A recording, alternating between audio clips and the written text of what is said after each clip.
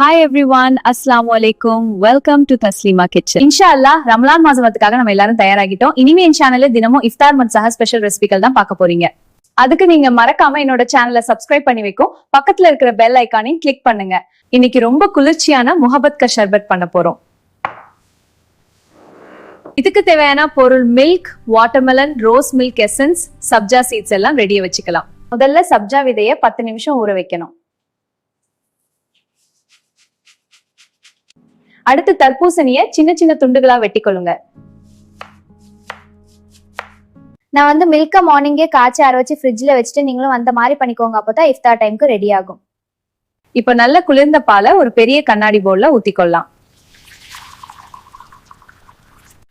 இப்ப நம்ம கட் பண்ணி வச்ச விதை இல்லாத இந்த தர்பூசணி துண்டுகளை இந்த மில்க்ல போட்டுக்கலாம். இப்போ 2 டேபிள் ஸ்பூன் ரோஸ் சிரப் சேர்க்கலாம்.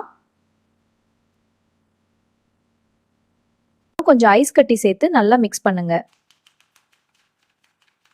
இப்போ இதுல சுகர் ஆட் பண்ணிக்காலும் தேவைக்கு ஏத மாதிரி.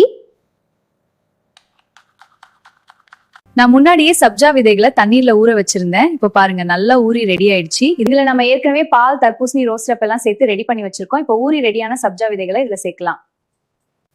அவ்வளவுதான், சூப்பரான முஹப்பத் கா ஷர்பத் ரெடி ஆயிடுச்சு.